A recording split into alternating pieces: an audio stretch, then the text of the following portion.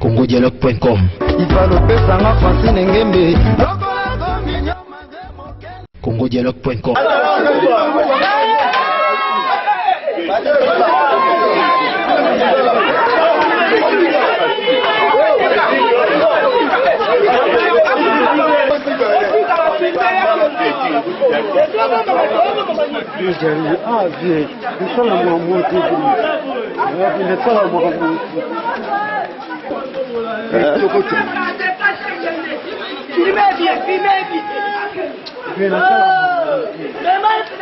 oyo eza quartier Mabinda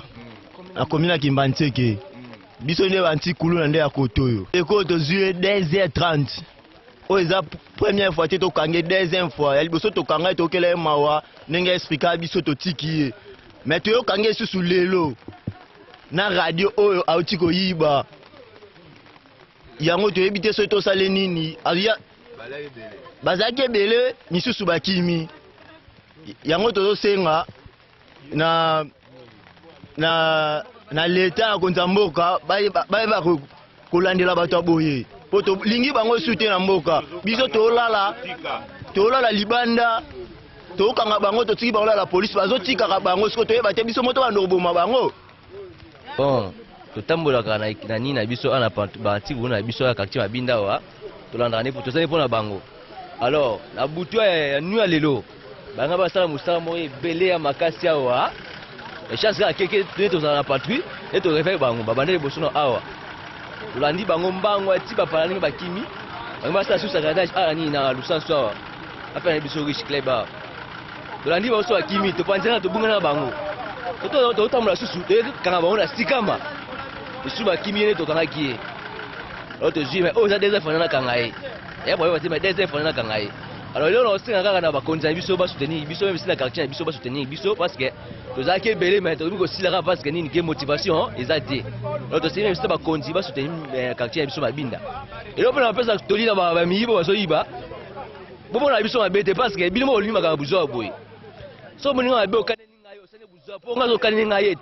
etali nga te po so lokuta na yo bokosama kofi na yo donc so oza makasi obunda ngai alors nosenga na bango ke so oza moyibi na quartier Mabinda kokota na yo te luka quartier moko aye musika kena kokota na Mabinda pena bokota te pa so tokangi yo so tokina batwa soit okeba sio so okena oyo sengi okende donc yango yo moyibi kuluna kokota na Mabinda te po so kokota na Mabinda so tozwi yo so totumbi yo tobomi yo kona biso mabete so tozaka na quartier Mabinda pona ko sécuriser mais elo moko kana na koloba malgré que tokangi moyibi oyo mais biso pe toana besoin mo ba soutien moko ya moi mike talaka net que toza ba imperméable mais eza mukie toza ebele donc par rapport ya quartier o azoyoka wa monika rosa mutema malamu wa weko pesa biso ata mo ba imperméable et permettre biso pona mvula mais na moi conseil mukie pona ba miyibi atuka na quartier Mabinda boyo sala attention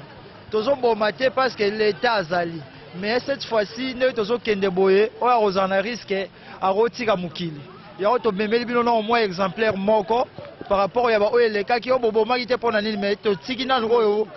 bomona ke tozo sala musala na biso elo na ngena lo bakaka ya ngwana mo muke tiki na la police mais la police on sorte que tika au moins après 3 jours to mone kaka donc eko musala mo boye to luka susu to kangeli susu troisième fois ndenge azawana déjà kiri na ba isi bakana biso donc elo to senga zaka d'abord population peut afungwama a soutenir peu ba jeune pour toi na kanda osakala tena ba petit aboye basala ba paga na ba quartier koyibaka batu kosala ba paga ezanga tina bare bango pa mo kana biso na moyi mais biso na bango biso ba maître to beta na bango tina suka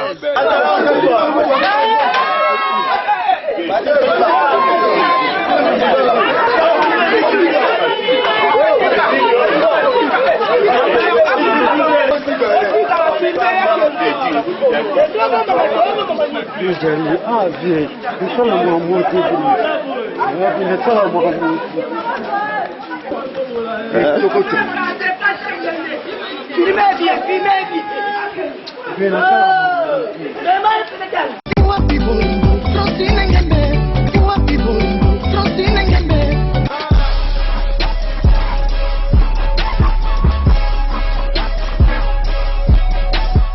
congodialogue.com